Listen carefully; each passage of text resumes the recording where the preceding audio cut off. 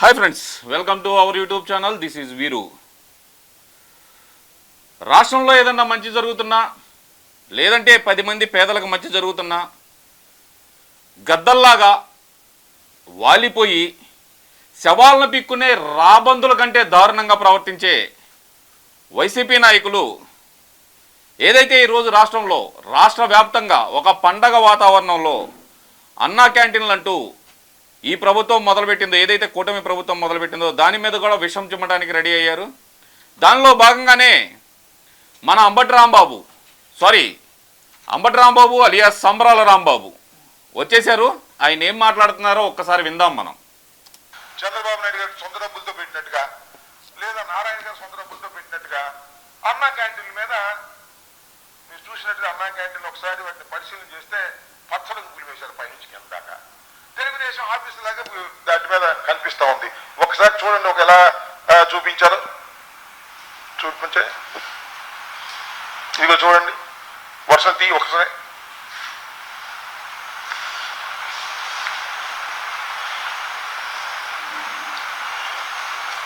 వర్షాన్ని అన్ని జిల్లాలు మన దగ్గర ఉన్న సమాచారం మేరకు అన్నిటికీ పచ్చరంగు పులిపేశారు. అన్నా క్యాంటీన్ అన్నారు, పచ్చరంగు వేసారు. ఇది ప్రభుత్వం పెట్టుకుంటుందా? అయ్యా అంబటి రాంబాబు, ఏమన్నావు? పచ్చరంగు పులిమేశారా? ఇప్పుడు నీకు ఒక ఫోటో చూపిస్తా. గడిచిన 5 సంవత్సరాల్లో, అంతకు ముందల 5 సంవత్సరాలు ఏదైతే ప్రభుత్వం ఉందో ఆ ప్రభుత్వం ఏర్పాటు చేసిన అన్నా క్యాంటీన్ని తమరి జగన్మోహన్ రెడ్డి ఏ విధంగా తయారు చేశారో మీకు మొచ్చొక్క ఫోటో చూపిస్తాను. తర్వాత అన్నా క్యాంటీన్లు ఏమైనాయో నిన్ను అడుగుతాను, సమాధానం నువ్వు చెప్పగలవా? ఓకే, ఒక్కసారి మీకు ఆ ఫోటో కూడా చూపిస్తాను.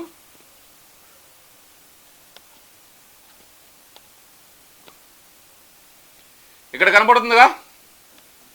ఏమయ్యా అంబటి రాంబాబు, రాజన్న క్యాంటీన్ అని చెప్పి అన్నా క్యాంటీన్ మీద ఉన్న ఎన్టీఆర్ గారి బొమ్మ పీకేసి మీ మహానేత అని చెప్పుకునే మీ మహానేత ఫోటో వేసుకొని పక్కన జగన్మోహన్ రెడ్డి ఏదైతే పేదల కడుపు కొట్టడానికి అన్నా క్యాంటీన్ని మూసేశాడో ఆ మూర్ఖుడి ఫోటో పెట్టి మీరు చేసిన హడావుడి ఏమైనాయి? ఆ రాజన్న క్యాంటీన్లు ఏమైపోయినాయి? మీ జగన్ అన్న పెట్టదానన్న ముద్దలు ఏమైపోయినాయి? దానికి సమాధానం చెప్పగలవా? సరే, అయితే ఇంకొకసారి మనాడు ఏదో మాట్లాడుతున్నాడు, వినే ప్రయత్నం అయితే చేద్దాం మనం.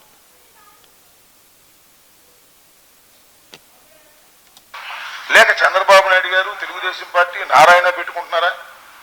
ప్రభుత్వ సొమ్ముతో మీకు ఒకటి గుర్తుండే ఉంటుంది. వైఎస్ఆర్ కాంగ్రెస్ పార్టీ అధికారంలో ఉన్నప్పుడు ఇలాగే మాకు వైఎస్ఆర్ కాంగ్రెస్ పార్టీ జెండాకి దగ్గరగా ఉన్నటువంటి రంగులేదో వేశామని హైకోర్టుకి వెళ్ళారు, సుప్రీంకోర్టుకి వెళ్ళారు. సుప్రీంకోర్టులో ఆర్డర్స్ ఇచ్చాయి, పార్టీ రంగులు వేయడానికి వీల్లేదని. వైకాపా రంగులు వేయడం దారుణం. ఇది చంద్రబాబు నాయుడు గారు, మరి ఇప్పుడు అచ్చెన్నాయుడు గారు ఇచ్చినటువంటి స్టేట్మెంట్. వైకాపా రంగులు వేయటం దారుణమే, మరి తెలుగుదేశం రంగులు వేయటం ఇవి తెలుగుదేశం రంగులని నువ్వెలా చెప్పగలవు? ఏమంబటి, పసుపు శుభసూచకం అంటే ఆ పసుపు కుంకాల గురించి నీకు తెలిసి ఉండదులే. మనకు తెలిసిందంతా రెండో మేళం కదా, మనదంతా గంట అరగంట మేళం కదా. పసుపు కుంకాల గురించి వీటి గురించి తెలియదు. పసుపు గురించి తెలియాలంటే ఇంట్లో కూరల్లో వాడతారు, గడపకు వాడతారు. అలాగే ప్రతి శుభకార్యానికి ముందల ఏదైనా కార్యక్రమం చేస్తే పసుపుతోనే మొదలు పెడతారు. అంతేగాని ఏదైతే కనుక మీ ఉన్నాయి చూడు 3 రంగులు పాలస్తీనా జెండా కలర్స్, ఏంది పాలస్తీనా జెండా కలర్స్ ఎవరు వాడరు. ముఖ్యంగా బులుగు రంగు ఏదైతే ఉందో ఆ బులుగు రంగు కూరల్లో వేసుకుంటే ఏమైందో తెలుసా? బాత్రూంలోనే నువ్వు ఉండాల్సి వచ్చింది. పాలస్తీనా జెండా రంగులు నువ్వు ఆల్రెడీ అన్నా క్యాంటీన్ ఇందాక చూపించాను నేను. రాజన్న క్యాంటీన్ అంటూ మీరు ఏదైతే హడావుడి చేశారో ఆ హడావుడి చూపించాను నేను ఇందాక. మరి దాని గురించి సమాధానం చెప్పగలవా? సరే, ఈ గడిచిన 5 సంవత్సరాల్లో ఇప్పుడు అన్నా క్యాంటీన్ ఏదైతే ఈ ప్రభుత్వం ఏర్పాటు చేసిందో మీరు ఎందుకని పెట్టలేకపోయారు? దానికి ఏమైనా సమాధానం చెప్పగలవా? ఇంకా ఏదో అంటున్నాడు, విందాం. మీరు అధికారంలోకి వస్తే మేము వేసామని చెప్పేసి గందరగోళం చేశారు. వాళ్ళ పచ్చరంగు పులిమేసి భయంకరంగా తెలుగుదేశం ఆఫీసుల్లాగా కనిపిస్తా ఉన్నాయి. కొన్ని అయితే నా కాన్స్టిట్యున్సీలో అయితే చూశాను నేను, ఒక పంచాయతీ ఆఫీసు మొత్తం పచ్చరంగు పులిమేశారు. సరే అక్కడ ఎవరో పులిమేర లోకల్ లేదంటే అనుకోవచ్చు, ఇదేంటిది అని అడుగుతా ఉన్నా. దీనికి సమాధానం చెప్పవలసినటువంటి బాధ్యత నారా చంద్రబాబు నాయుడు గారికి, తెలుగుదేశం ప్రభుత్వానికి ఉంది. ఇలా అన్ని పథకాలు ఎగ్గొట్టేసి కేవలం ఏదో ఒక పూట 2 పూటలు భోజనం పెట్టి ప్రజల్ని తప్పుదోవ పట్టించి ప్రజల్ని పేదరికం నుంచి అన్ని పథకాలు ఎగ్గొట్టారా? ఎవరు చెప్పారు నీకు? నాకు తెలియక అడుగుతా. జగన్మోహన్ రెడ్డి లాగా మాట ఇచ్చి మడమ తిప్పే రకం అనుకుంటున్నారా చంద్రబాబు నాయుడు గారు అంటే? సిపిఎస్ వారంలో రద్దు చేస్తా అన్నాడు, ఏమైంది? ప్రతి సంవత్సరం మెగా డిఎస్సి ఇస్తా అన్నాడు, ప్రతి సంవత్సరం జాబ్ క్యాలెండర్ ఇస్తా అన్నాడు, ఏమైంది? ఎవ్రీ ఇయర్ డిఎస్సి ప్రకటిస్తా అన్నాడు, ఏమైంది? రాగానే అధికారంలోకి రాగానే మెగా డిఎస్సి ప్రకటిస్తా అన్నాడు, ఏమైంది? ఎక్కడ ప్రకటించాడు ఈ ఉద్యోగాలన్నీ? కేంద్ర ప్రభుత్వంతో సంబంధం లేకుండా నేనే 16,000 ఇస్తా అన్నాడు, డబ్బులు ఏమైపోయినాయి ఆ డబ్బులు? చెప్పు. ఇలా 1 కాదు 2 కాదు, చాలా ఉన్నాయి. ఇంకా ఏదో మాట్లాడుతున్నాడు, ఒక్కసారి విందాం.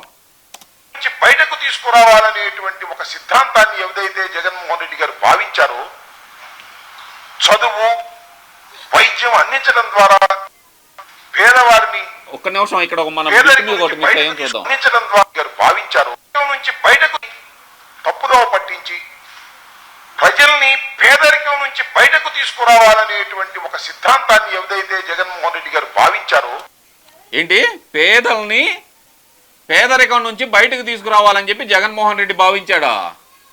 ఏ విధంగా చెప్పగలుగుతున్నా ఈ మాట నువ్వు? 8 సార్లు పెంచిన కరెంటు ఛార్జీల వల్ల పేదరికం నుంచి బయటపడేయాలనుకున్నాడా? లేదంటే కనుక 5 సార్లు పెంచిన ఆర్టీసీ ఛార్జీలతోటి పేదరికం నుంచి బయటపడేయాలనుకున్నారా? లేదంటే పెంచిన నిత్యావసర ధరలు మీరు చేసిన బ్లాక్ మార్కెట్ దందాతోటి పేదరికం నుంచి బయటపడేయాలనుకున్నారా? లేదంటే కనుక టన్ను ఇసుక దొరకకుండా చేసి పేదరికం నుంచి బయటపడేయాలనుకున్నారా? లారీ ఇసుక 50,000 కన్ని అమ్మి పేదరికం నుంచి బయటపడేయాలనుకున్నారా జగన్మోహన్ రెడ్డి? ఏ విధంగా పేదలను పేదరికం నుంచి బయటపడేయాలనుకున్నాడు చెప్పగలవా?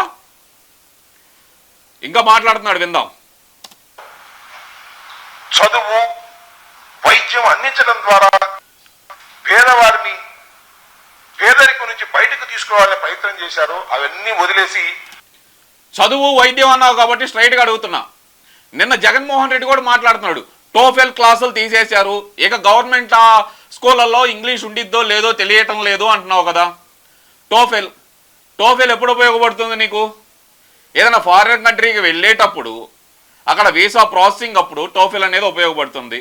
ఇంగ్లీష్ విద్య ప్రవేశపెట్టడానికి టోఫెల్ అనే దాన్ని తీసుకొచ్చాను అంటున్నావు. ఇంగ్లీష్ లెక్చరర్స్ని ఏదైతే ఇంగ్లీష్ టీచర్స్ని ఎవరినైనా సరే రిక్రూట్ చేశాడా? ఏ విధంగా చెప్పగలుగుతున్నాడు? విద్యను నాశనం చేశారంటున్నారు. సరే వైద్యం అంటున్నారు. ఆరోగ్యశ్రీ బకాయిలు దాదాపు 1850 కోట్లు నెట్వర్క్ హాస్పిటల్కి ఆపి పేదలకు మంచి చేయాలనుకున్నాడా జగన్మోహన్ రెడ్డి? ఏం రాంబాబు, దీనికి ఏమైనా సమాధానం చెప్పగలవా నువ్వు? పేదవాడిని మరింత పేదవాడిగా చేసేటటువంటి కార్యక్రమం చంద్రబాబు నాయుడు గారు చేయటం చాలా దురదృష్టకరమని, అన్నా క్యాంటీన్లో అంత అవినీతి జరిగింది. అలాంటి అన్నా క్యాంటీన్లు మళ్ళా అవినీతికి పాల్పడేటువంటి పద్ధతి. అన్నా క్యాంటీన్లో అవినీతి అన్నారు. గడిచిన 5 సంవత్సరాల్లో కోడి గుడ్ల మీద ఏకలైనా పెగ్గలిగారా మీరు? అన్నా క్యాంటీన్లో అవినీతి ఏడ్చారు కదా. 5 సంవత్సరాల అధికారంలో ఏడ్చాడు కదా జగన్మోహన్ రెడ్డి. కోడి గుడ్ల మీద ఏకలైనా పెగ్గలిగాడా? 5 సంవత్సరాల అన్నా క్యాంటీన్ల గురించి ఏ రోజైనా సరే మాట్లాడారా మీరు? ఫస్ట్ 6 నెలల్లో మళ్ళీ మొదలు పెడతాం అని చెప్పి మీ బొత్స సత్యనారాయణ ఎవరైతే ఈరోజు ఎమ్మెల్సీగా ఏకగ్రీవం అయ్యాడో ఆ ఎమ్మెల్సీ వాగిన వాగుడు పురపాలక శాఖ మంత్రిగా ఏడ్చిన ఎదవ ఆ రోజు మాట్లాడింది 6 నెలల్లో మొదలు పెట్టబోతున్నాం మళ్ళీ కొత్త పందాలో అన్నాడు. ఏమైంది ఆ ఏడుపు? మళ్ళీ ఈరోజు అన్నా క్యాంటీన్లు అవినీతి అని చెప్పి మళ్ళీ అదే పాత సో కాల్డ్ రికార్డుని తిరగేయటం తప్పితే మీరు పీకేది లేదు, పొడిచేది లేదు. ఇప్పుడు ఎంతెంత ఖర్చు పెట్టారో దీనికి మళ్ళీ కొత్త పాత దానికి రంగులు వేశారు కదా, దానికి ఎంత ఖర్చు పెట్టారు ఏమిటో రాబోయే కాలంలో మళ్ళా చాలా వివరంగా మనకు తెలుస్తాయి. ఇంకా సమాచారం లేదు, ఆ సమాచారం వచ్చిన దాని మీద కూడా వివరంగా చెప్తామని. నువ్వు ప్రెస్ మీట్ పెట్టడానికి వీటికి తప్పితే ఎందుకు పనికిరావు అని చెప్పి తెలిసే జగన్మోహన్ రెడ్డి నిన్ను ఆ పక్కన పెట్టుకున్నాడు. అయినా సరే నువ్వు ఇంకా జగన్ అన్న ఏదో లేపి భుజాన్ని వేసాడు, నాకు ఒక పెద్ద బరువు బాధ్యత తీసుకొచ్చి నా భుజాన్ని వేసాడు అని చెప్పి నువ్వేదో పొడుచుకుంటా పొగురుకుంటా వస్తున్నావేమో కానీ అక్కడ ఏమీ లేదు. నువ్వు ఖాళీ వాగటానికి మాత్రమే పనికొస్తావు అని చెప్పి మీడియా ముందర వదిలాడు నిన్ను. అంతేగాని ఇంకొకసారి అన్నా క్యాంటీన్ల గురించి కానీ ఏదన్నా మాట్లాడటానికి వస్తే గనక అయ్యా అంబటే నీకు ఓపెన్ ఛాలెంజ్ చేస్తున్న అన్నా క్యాంటీన్ల మీద డిబేట్కి గనక నువ్వు సిద్ధమైతే నేను రెడీ. 5 రూపాయలకు పెట్టి అన్నా క్యాంటీన్ మీద పడి ఏడుస్తున్నా వైసీపీ నాయకులకు ఎవరికైనా సరే నేను రెడీ డిబేట్కి. అడెవడు? డాక్టర్ ప్రదీప్ చింత. ఈడు ఒకడు ఉన్నాడండి, మర్చిపోయాను వీడి గురించి చెప్పటం. అసలు ఇందాక నుంచి వీడి గురించి కూడా చూద్దాం అనుకుంటున్నాను, మర్చిపోయాను. వీడు అమెరికాలో ఉంటాడు డాక్టరు. వీడు అసలు మనుషుల డాక్టరో కుక్కల డాక్టరో పశువుల డాక్టరో అదైతే తెలీదు. వీడు ఏ డాక్టరో కూడా తెలియదు, కానీ డాక్టర్ అని చెప్పుకుంటా ఉంటాడు. వీడు అంటాడు 5 రూపాయలకు 3 ఇడ్లీ ఏంది, 5 రూపాయలకు 3 పూరి ఏంది, 5 రూపాయలకు 250 గ్రాములు కట్టె పొంగలేంది, వాటితో కడుపు ఎలా నిండిద్ది, 450 గ్రాములు రైస్తో కడుపు ఎలా నిండిద్ది, 6 రోజులే పెడతారేంది, ఆదివారం పేదలు అన్నం తినకూడదా? ఇది వీడి క్వశ్చన్లు. మరి ఈ 5 సంవత్సరాల పాటు అరే డాక్టర్ ప్రదీప్ చింత ఈ 5 సంవత్సరాల పాటు ఏం గాడిదలు కాశావు? జగన్మోహన్ రెడ్డి అన్నా క్యాంటీన్లు పెట్టకుండా అదే కరోనా టైంలో ఈ అన్నా క్యాంటీన్లు కనుక ఉన్నట్టయితే ఎంతో మంది ఆకలితో చనిపోయేవాళ్ళు కాదురా. ఆ రోజు కనుక నువ్వు మాట్లాడుంటే నీ వెనక వాళ్ళు నేను నిలబడేవాడిని, సపోర్ట్ చేసేవాడిని. ఎందుకు అడగలేకపోయా? ఓహో ప్రదీప్ రెడ్డి కదా, మీ రెడ్డి అని చెప్పి నువ్వు సపోర్ట్ చేసుకున్నావా? ఎరా ఈరోజు పేదలకు అన్నం పెడతంటే కనుక 5 రూపాయలకు 3 ఇడ్లీ ఏం సరిపోతున్నాయి అంటున్నావు, 5 రూపాయలకి 3 పూరి ఏం సరిపోతున్నాయి అంటున్నావు, 450 గ్రాములు రైస్ ఏం సరిపోతుంది అంటున్నావు. 450 గ్రాముల రైస్ అనేది సామాన్యులకి ఎవరికైనా సరిపోతుంది. నీ జగన్మోహన్ రెడ్డి లాంటి మీ వైసీపీ నాయకులు లాంటి బకాసురులు, పేదల రక్తాన్ని పీల్చే బకాసురులు ఉంటారు చూడు. 6 నెలల నిద్రపోయి 6 నెలలు తిని పడుకునే బకాసురులు ఉంటారు చూడు. అలాంటి బకాసురులకు మాత్రం ఈ పేదలకు పెట్టే అన్నం సరిపోదురా. తెలుసుకో మిస్టర్ ప్రదీప్ రెడ్డి చింత, నువ్వు డాక్టర్ ఎలా అయ్యావో నాకైతే అర్థం కావట్లా. యాజ్ ఏ డాక్టర్గా నిన్ను సూటిగా ఒక ప్రశ్న అడుగుతున్నా. ఒక మనిషికి లిమిటెడ్ ఫుడ్ ఐటమ్స్ అనేది ఎలా ఉంటాయో నీకు తెలుసా? ఏది మీరు చెబుతారు కదా, ఏది డైట్ మెనూలో ఎంత ఇస్తారో తెలుసా? నార్మల్గా పీపుల్కి 350 గ్రామ్స్ రైసేరా చెప్పేది, ఇక్కడ 100 గ్రామ్స్ ఎక్స్ట్రా ఇస్తున్నారా. అది కూడా తెలియకుండా నువ్వు డాక్టర్ ఎలా అయ్యావు? అయినా నువ్వు మనుషుల డాక్టర్ అని ఎవరన్నారులే, ఏ పశువుల డాక్టర్ అయి ఉంటావు. ఇలాంటి వైసీపీ నాయకులందరికీ ఓపెన్ ఛాలెంజ్, ఎవరైనా సరే దమ్మున్న వాళ్ళు ఎవరైనా సరే, అన్నా క్యాంటీన్ల గురించి మాట్లాడదాం అనుకునే వాళ్ళు ఎవరైనా సరే నాతో డిబేట్కి వస్తే కనుక మీరు ఎక్కడ చెప్పితే ఎక్కడికంటే అక్కడికి నేను వస్తా. నేను ఛాలెంజ్ చేస్తున్నా. అది జగన్మోహన్ రెడ్డి కానీ లేదంటే కనుక ఆయన చుట్టుపక్కల ఉండే 100 మాగదులు ఎవరైనా సరే నేను సిద్ధం. మీరు మొన్నటిదాకా అన్నారు కదా సిద్ధం అని. నేను సిద్ధం మీతో డిబేట్కి, పిలవండి చూద్దాం. చెప్పే ప్రయత్నం కూడా చేస్తామని ఈ సందర్భంగా నేను చెప్పదలుచుకున్నాను.